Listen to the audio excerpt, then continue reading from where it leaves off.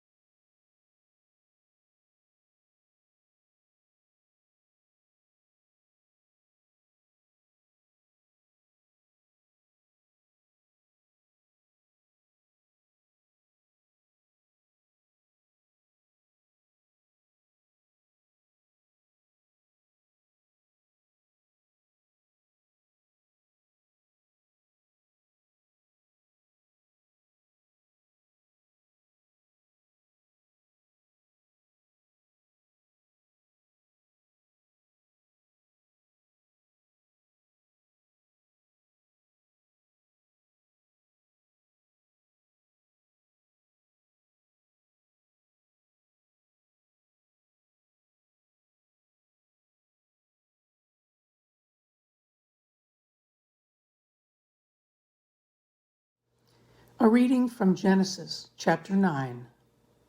God blessed Noah and his sons and said, "Prosper, reproduce, fill the earth. Every living creature, birds, animals, fish, will fall under your spell and be afraid of you. You're responsible for them. All living creatures are yours for food. Just as I gave you the plants, now I give you everything else, except for meat with its lifeblood still in it. Do not eat that. But your own lifeblood I will avenge. I will avenge it against both animals and other humans." Whoever sheds human blood, by humans let their blood be shed, because God made humans in God's image, reflecting God's very nature. You're here to bear fruit, reproduce, lavish life on the earth, live bountifully. Then God spoke to Noah and his sons. "I'm setting up my covenant with you, including your children who will come after you, along with everything alive around you, birds, farm animals, wild animals that came out of the ship with you. I'm setting up my covenant with you that never again will anything living be destroyed by floodwaters. No, never again will a flood destroy the earth."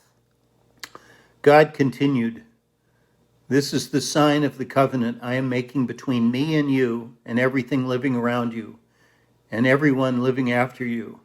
I'm putting my rainbow in the clouds, a sign of the covenant between me and the earth. From now on, when I form a cloud over the earth and the rainbow appears in the cloud, I'll remember my covenant between me and you and everything living, that never again will floodwaters destroy all life. When the rainbow appears in the cloud, I'll see it and remember the eternal covenant between God and everything living, every last living creature on earth." And God said, "This is the sign of the covenant that I've set up between me and everything living on the earth." God is a great God. God don't never change.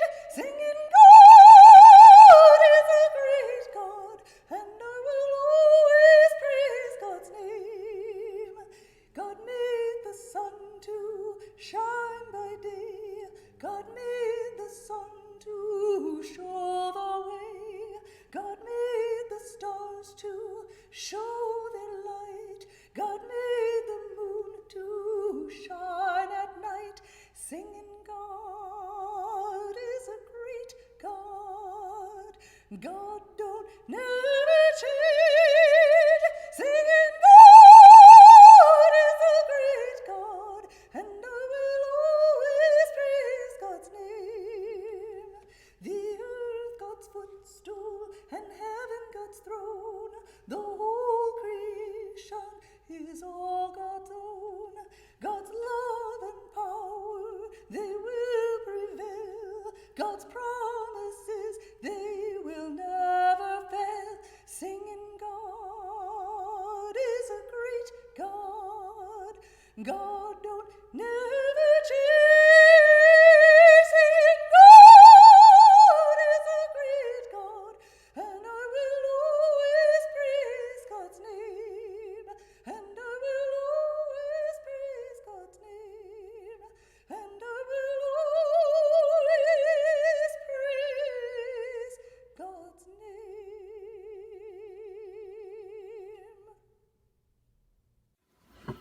From Genesis chapter 22.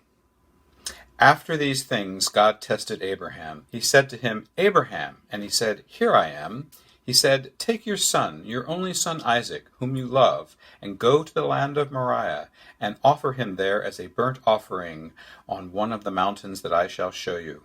So Abraham rose early in the morning, saddled his donkey, and took 2 of his young men with him, and his son Isaac. He cut the wood for the burnt offerings, and sent out and went to the place in the distance that God had shown him. On the 3rd day Abraham looked up and saw the place far away. Then Abraham said to his young men, "Stay here with the donkey. The boy and I will go over there. We will worship, and then we will come back to you." Abraham took the wood of the burnt offering and laid it on his son Isaac, and he himself carried the fire and the knife. So the two of them walked on together. Isaac said to his father Abraham, "Father!" And he said, "Here I am, my son." He said, "The fire and the wood are here, but where is the lamb for a burnt offering?" Abraham said, "God himself will provide the lamb for a burnt offering, my son." So the two of them walked on together. When they came to the place that God had shown him, Abraham built an altar there and laid the wood in order. He bound his son Isaac and laid him on the altar on top of the wood. Then Abraham reached out his hand and took the knife to kill his son. But the angel of the Lord called to him from heaven and said, "Abraham, Abraham." And he said, "Here I am." He said, "Do not lay your hand on the boy or do anything to him, for now I know that you fear God, since you have not withheld your son, your only son, from me." And Abraham looked up and saw a ram caught in the thicket by its horns. Abraham went and took the ram and offered it up as a burnt offering instead of his son. So Abraham called that place, "The Lord will provide." As it is said to this day, "On the mount of the Lord it shall be provided." Just as I am without one plea, but that your blood was shed for me, and that you called inviting me, O Lamb of God, I come,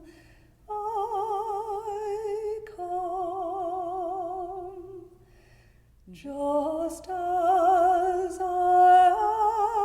am, your love unknown has broken every barrier down.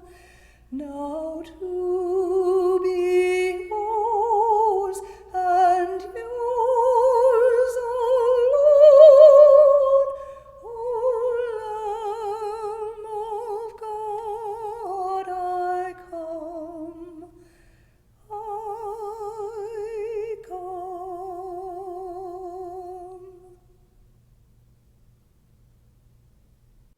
From Exodus chapter 12. God said to Moses and Aaron while still in Egypt, "This month is to be the first month of the year for you. Address the whole community of Israel.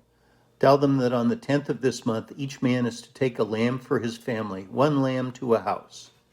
If the family is too small for a lamb, then share it with a close neighbor, depending on the number of persons involved. Be mindful of how much each person will eat.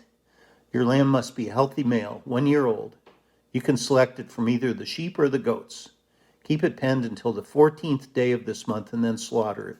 The entire community of Israel will do this at dusk." Then take some of the blood and smear it on your 2 doorposts and the lintel of the houses in which you will eat it. You are to eat the meat roasted in the fire that night, along with the bread made without yeast and bitter herbs. Don't eat any of it raw or boiled in water. Make sure it's roasted, the whole animal, head, legs, and innards. Don't leave anything of it until morning. If there are leftovers, burn them in the fire. And here is how you are to eat it. Be fully dressed with your sandals on and your stick in your hand. Eat in a hurry. It's the Passover to God. I will go through the land of Egypt on this night and strike down every firstborn in the land of Egypt, whether human or animal, and bring judgment on all the gods of Egypt. I am God. The blood will serve as a sign on the houses where you live. When I see the blood, I will pass over you. No disaster will touch you when I strike the land of Egypt. This will be a memorial day for you. You will celebrate it as a festival to God down through the generations, a fixed festival celebration to be observed always. You will eat unraised bread, matzah, for 7 days. On the first day, get rid of all yeast from your houses. Anyone who eats anything with yeast from the first day to the seventh day will be cut off from Israel. The first and the seventh days are set aside as holy. Do no work on those days, only what you have to do for meals. Each person can do that. Keep the festival of unraised bread. This marks the exact day I brought you out in force from the land of Egypt. Honor the day down through your generations, a fixed festival to be observed always. In the first month, beginning on the 14th day at evening until the 21st day at evening, you are to eat unraised bread. For those 7 days, not a trace of yeast is to be found in your houses. Anyone, whether a visitor or a native of the land, who eats anything raised shall be cut off from the community of Israel. Don't eat anything raised, only matzah. Moses assembled all the elders of Israel. He said, "Select a lamb for your families and slaughter the Passover lamb. Take a bunch of hyssop and dip it in the bowl of blood and smear it on the lintel and on the doorposts. No one is to leave the house until morning. God will pass through to strike Egypt down. When God sees the blood on the lintel and the 2 doorposts, God will pass over the doorway. God won't let the destroyer enter your house to strike you down with ruin." Keep this word. It's the law for you and your children forever. When you enter the land which God will give you as promised, keep doing this. And when your children say to you, "Why are you doing this?" tell them, "It's the Passover sacrifice to God, who passed over the homes of the Israelites in Egypt when God hit Egypt with death, but rescued us." The people bowed and worshiped. The Israelites then went and did what God had commanded Moses and Aaron. They did it all. When Israel was in Egypt's land, let my people go. Oppressed so hard they could not stand, let my people go. Go down, Moses, way down in Egypt's land. Tell old Pharaoh to let my people go. Oh, 'twas a dark and dismal night. Let my people go. When Moses led the Israelites, let my people go. Go down, Moses, way down in Egypt's land.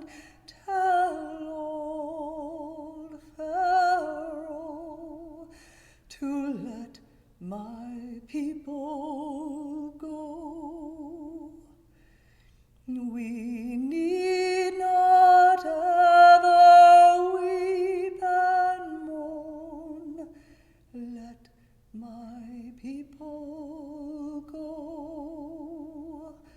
Oh, where these chains of slavery borne, let my people go. Go down, Moses, way down in Egypt's land. Tell old Pharaoh to let my people go.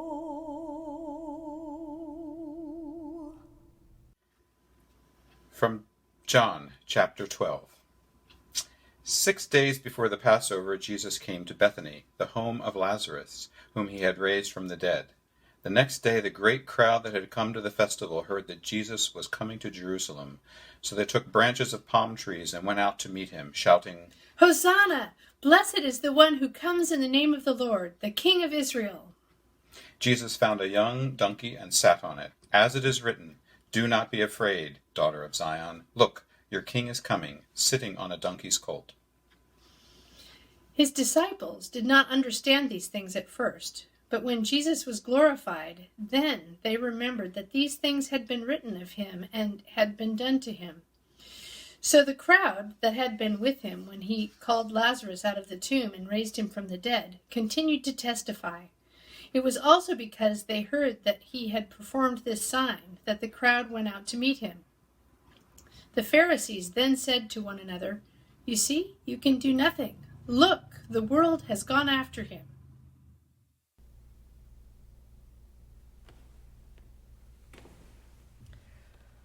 Ride on, King Jesus, no man can hinder me. Ride on, King Jesus, ride on, no man can hinder me. No man can hinder. In the great getting up morning, fare thee well, fare thee well. In the great getting up morning, fare thee well, fare thee well. Ride on, King Jesus, no man can hinder me. Ride on, King Jesus, ride on, no man can hinder me. No man can hinder me. No man can hinder me. No man can hinder me. No man can hinder me. From Matthew chapter 26. When Jesus finished saying these things, he told his disciples, You know that Passover comes in 2 days. That's when the Son of Man will be betrayed and handed over for crucifixion. At that very moment, the party of high priests and religious leaders was meeting in the chambers of the chief priest named Caiaphas, conspiring to seize Jesus by stealth and kill him. They agreed that it should not be done during Passover week. We don't want a riot on our hands, they said. When Jesus was at Bethany, a guest of Simon the leper, a woman came up to him as he was eating dinner and anointed him with a bottle of very expensive perfume. When the disciples saw what was happening, they were furious. That's criminal. This could have been sold for a lot and the money handed out to the poor. When Jesus realized what was going on, he intervened. Why are you giving this woman a hard time? She has just done something wonderfully significant for me. You will have the poor with you every day for the rest of your lives, but not me. When she poured this perfume on my body, what she really did was anoint me for burial. You can be sure that wherever in the whole world the message is preached, what she has just done is going to be remembered and admired. That is when one of the 12, the one named Judas Iscariot, went to the council of high priests and said, What will you give me if I hand him over to you? They settled on 30 silver pieces. He began looking for just the right moment to hand him over. On the first day of the days of unleavened bread, the disciples came to Jesus and said, Where do you want us to prepare your Passover meal? He said, Enter the city, go up to a certain man and say, The teacher says, My time is near, and my disciples plan to celebrate the Passover meal at your house. The disciples followed Jesus' instruction to the letter and prepared the Passover meal. After sunset, he and the 12 were sitting around the table. During the meal, he said, I have something hard but important to say to you. One of you is going to hand me over to the conspirators. They were stunned and began to ask one another, It isn't me, is it, Master? Jesus answered, The one who hands me over is someone I eat with daily, someone who passes me food at the table. In one sense, the Son of Man is entering into a way of treachery, well marked by the Scriptures. No surprises here. In another sense, that one who turns him in turns traitor to the Son of Man. Better never to have been born than to do this. Then Judas, already turned traitor, said, "It isn't me, is it, Rabbi?" Jesus said, "Don't play games with me, Judas." Then Jesus went with them to a garden called Gethsemane and told his disciples, "Stay here while I go over there and pray." Taking along Peter and the two sons of Zebedee, he plunged into an agonizing sorrow. Then he said, "This sorrow is crushing my life out. Stay here and keep vigil with me." Going a little ahead, he fell on his face, praying, "Abba, if there is any way, get me out of this. But please, not what I want. What do you want?" When he came back to his disciples, he found them sound asleep. He said to Peter, "Can't you stick it out with me a single hour? Stay alert. Be in prayer so you don't wander into temptation without even knowing you're in danger. There is a part of you that is eager, ready for anything in God. But there's another part that's as lazy as an old dog sleeping by the fire." He then left them a second time. Again he prayed, "Abba, if there is no other way than this, drinking this cup to the dregs, I'm ready. Do it your way." When he came back, he again found them sound asleep. They simply couldn't keep their eyes open. This time he let them sleep on and went back a third time to pray, going over the same ground one last time. When he came back the next time, he said, "Are you going to sleep on and make a night of it? My time is up. The Son of Man is about to be handed over to the hands of sinners. Get up, let's get going. My betrayer is here." Nobody knows the trouble I see. Nobody knows my sorrow.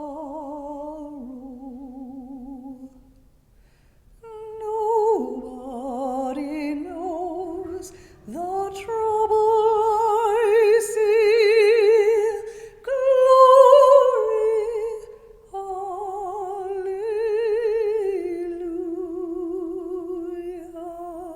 Sometimes I'm up, sometimes I'm down. Oh, yes, Lord. Sometimes I'm almost to the ground.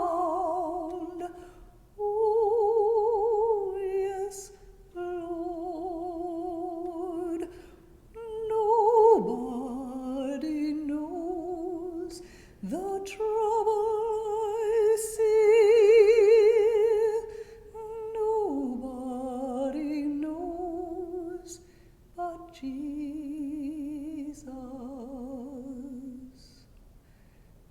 Nobody knows the trouble I see. Glory, hallelujah.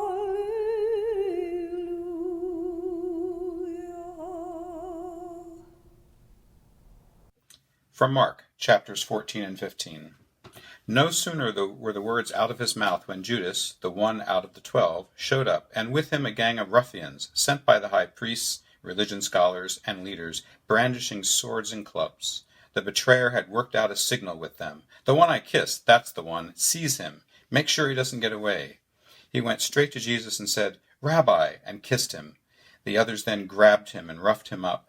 One of the men standing there unsheathed his sword, swung, and it came down on the chief priest's servant, lopping off the man's ear. Jesus said to them, "What is this? Coming after me with swords and clubs as if I were a dangerous criminal? Day after day I've been sitting in the temple, teaching, and you never so much as lifted a hand against me. What you, in fact, have done is confirm the prophetic writings." All the disciples cut and ran. A young man was following along. All he had on was a bedsheet. Some of the men grabbed him, but he got away, running off naked, leaving them holding the sheet. They led Jesus to the chief priest, where the high priests, religious leaders, and scholars had gathered together. Peter followed at a safe distance until they got to the chief priest's courtyard, where he mingled with the servants and warmed himself at the fire. The high priests, conspiring with the Jewish council, looked high and low for evidence against Jesus, by which they could sentence him to death. They found nothing. Plenty of people were willing to bring in false charges, but nothing added up, and they all ended up canceling each other out. Then a few of them stood up and lied. We heard him say, "I am going to tear down this temple, built by hard labor, and in 3 days build another without lifting a hand." But even they couldn't agree exactly. In the middle of this, the chief priest stood up and asked Jesus, "What do you have to say to the accusation?" Jesus was silent. He said nothing. The chief priest tried again, this time asking, "Are you the Messiah, the Son of the Blessed?" Jesus said, "Yes, I am, and you'll see it yourself, the Son of Man seated at the right hand of the Mighty One, arriving on the clouds of heaven." The chief priest lost his temper. Ripping his clothes, he yelled, "Did you hear that? After that, do we need witnesses? You heard the blasphemy. Are you going to stand for it?" They condemned him, one and all. The sentence, death. Some of them started spitting at him. They blindfolded his eyes, then hit him, saying, "Who hit you? Prophesy!" The guards, punching and slapping, took him away. While all this was going on, Peter was down in the courtyard. One of the chief priest's servant girls came in, and seeing Peter warming himself there, looked hard at him and said, "You were with the Nazarene, Jesus." He denied it. "I don't know what you're talking about." He went on the porch. A rooster crowed.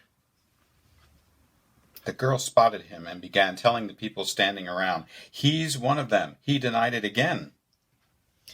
After a little while, the bystanders brought it up again. "You've got to be one of them. You've got Galilean written all over you." Now Peter got really nervous and swore, "I never laid eyes on this man you're talking about." Just then the rooster crowed a second time. Peter remembered how Jesus had said, "Before a rooster crows twice, you'll deny me 3 times." He collapsed in tears.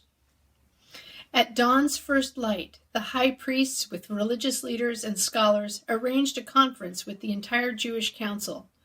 After tying Jesus securely, they took him out and presented him to Pilate. Pilate asked him, "Are you the king of the Jews?" He answered, "If you say so." The high priests let loose a barrage of accusations. Pilate asked again, "Aren't you going to answer anything? That's quite a list of accusations." Still, he said nothing. Pilate was impressed, really impressed. They crucified my Lord, and he never said a mumbling word. They crucified my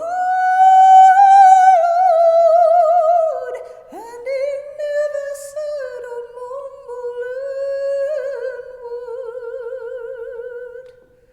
Not a word, not a word, not a word. They spat and scorned at my Lord, and he never said a mumbling word.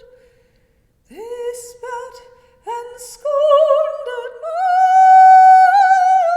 Lord, and he never said a mumbling word. Not a word, not a word, not a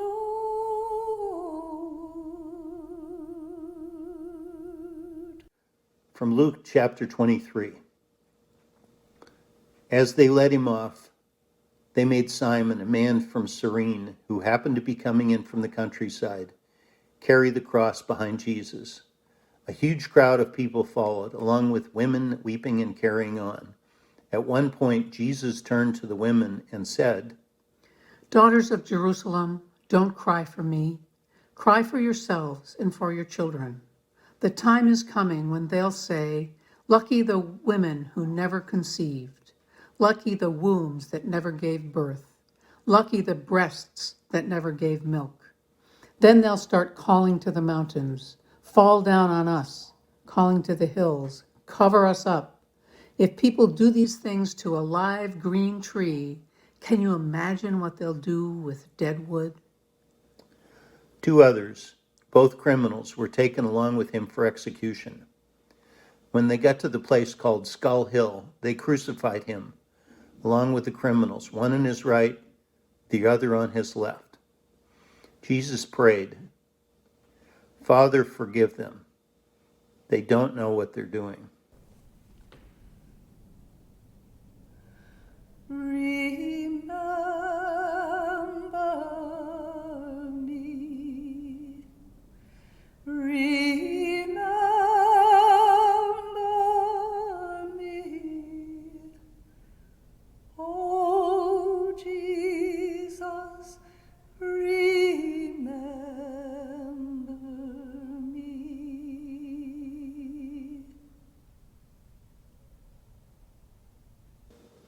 Dividing up his clothes, they threw dice for them. The people stood there staring at Jesus, and the ringleaders made faces, taunting. He saved others. Let's see him save himself.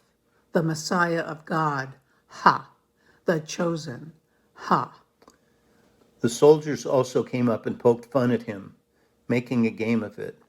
They toasted him with sour wine. So you're King of the Jews.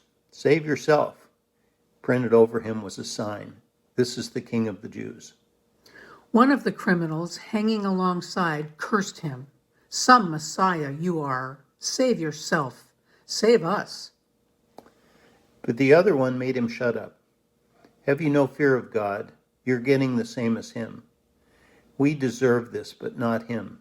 He did nothing to deserve this. Then he said, Jesus, remember me when you enter your kingdom. He said, don't worry, I will. Today you will join me in paradise. Amazing grace will always be my song of praise, for it was grace that bought my liberty. I do not know just how he came to love me so. He looked beyond my fault and saw my need. I shall forever lift mine eyes to Calvary, to view the cross where Jesus died for me. How marvelous the grace that catches falling souls. He looked beyond my fault and saw my need. From Matthew, chapter 27.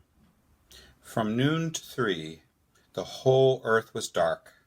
Around mid-afternoon, Jesus groaned out of the depths, crying loudly, Eli, Eli, lama sabachthani, which means, my God, why have you abandoned me? Father,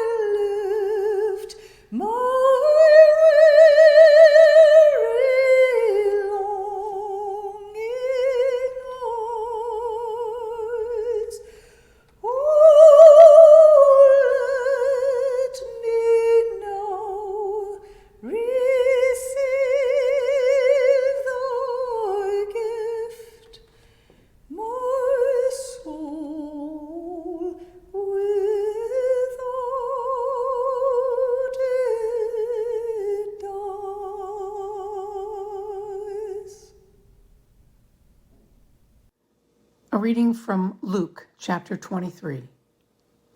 By now it was noon. The whole earth became dark, the darkness lasting 3 hours, a total blackout. The temple curtain split right down the middle. Jesus called loudly, "Father, I place my life in your hands." Then he breathed his last.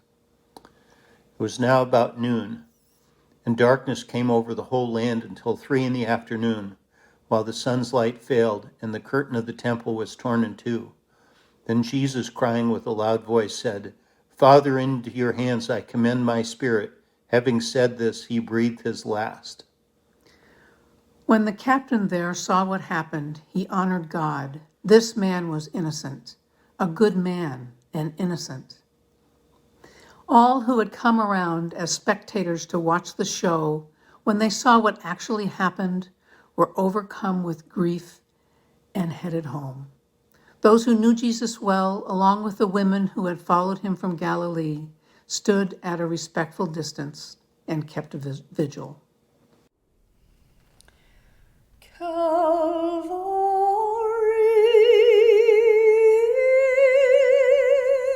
Calvary,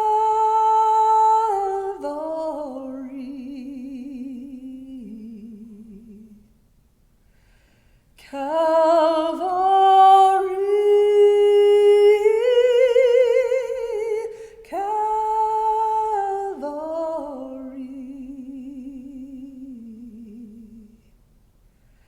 Calvary,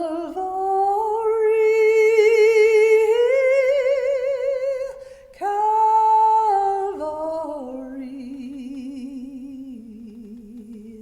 surely he died on Calvary.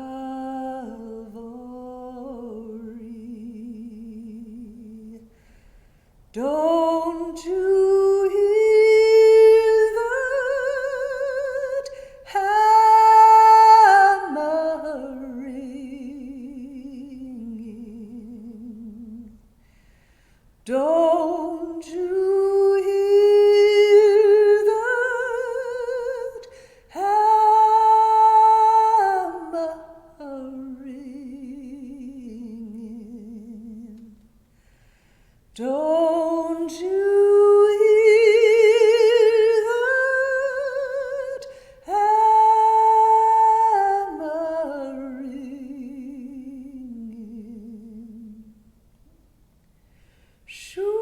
Surely he died on Calvary.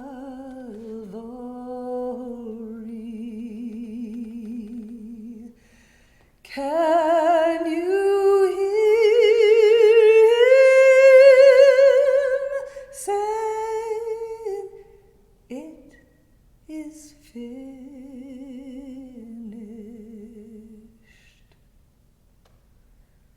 Can't you hear him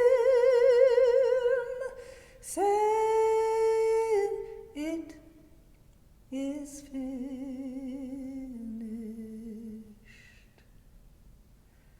Can't you hear him saying, "It is finished"? Surely he died on Calvary.